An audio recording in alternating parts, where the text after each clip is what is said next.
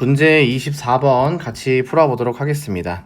이제서야 드디어 이제 첨가 유형으로 문제가 받았습니다. 첨가 유형도 뭐 특별히 어려운 건 없고요.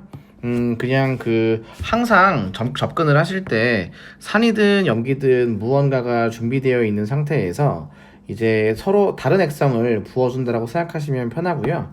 모든 문제를 풀어나가실 때에는 항상 어떻게 접근하시면 좋냐면 과량을 준비해 놓고 소량을 부어준다라고 생각하는 관점이 상당히 도움이 많이 됩니다. 우선 그 이유를 소개해 보면은 과량에다가 소량을 부어주면은 아직까지는 액성이 바뀌지 않았다라는 걸 의미하고요. 이때 이제 전체 이온수 그래프와 연계해서 문제를 풀 수 있게 되는데, 전체 이온수 그래프는 중하점까지는 일정하다가 중하점 이후부터는 증가하기 시작하니까 이제 여기에서부터 쉽게 여기에서부터 문제를 풀게 되는 거거든요.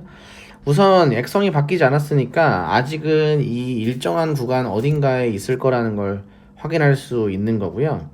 여기서 전체 이온수는 누구 거냐면은 처음에 준비되어 있었던 수용액에 전체 이온수를 잡아주시면 됩니다. 그러니까 과량의 수용액에 전체 이온수를 잡아주시면 되는 거거든요.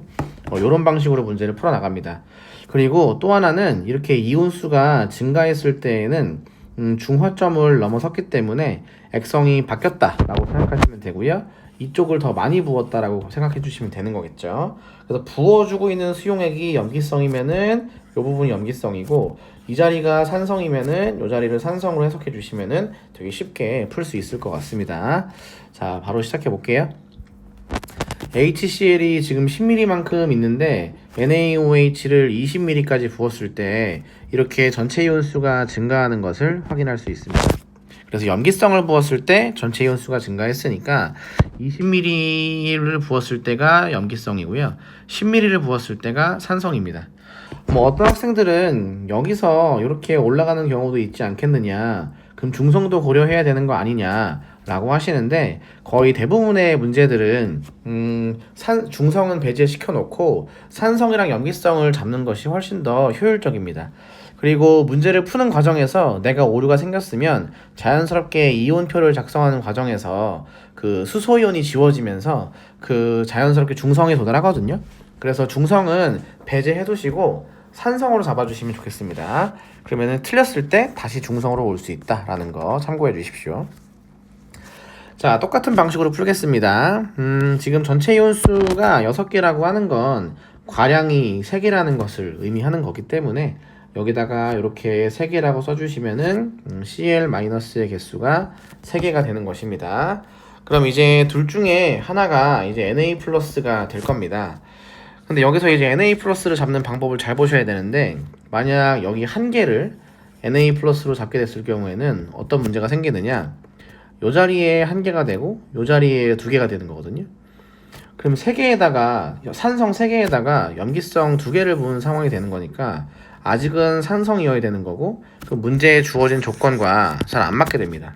그래서 이 자리는 Na+가 들어올 수 없게 되는 거고요. 이 자리에 Na+가 들어오셔야 문제를 풀 수 있게 됩니다.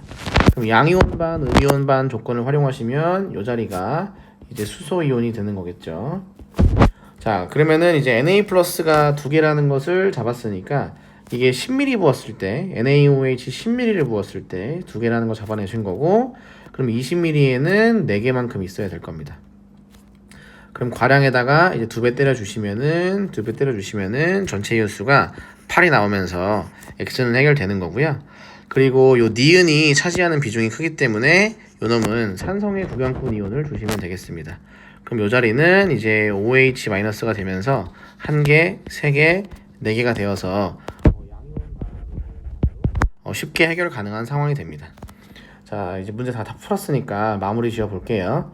자, X는 8N으로 보시면 되겠고요. 그 다음에 기역과 니은은 같은 이온이 아닙니다. 그 다음에 디귿은 4N이 들어가야 되니까 틀려서 정답은 1번 기역으로 처리해 주시면 좋을 것 같습니다. 고생 많으셨습니다.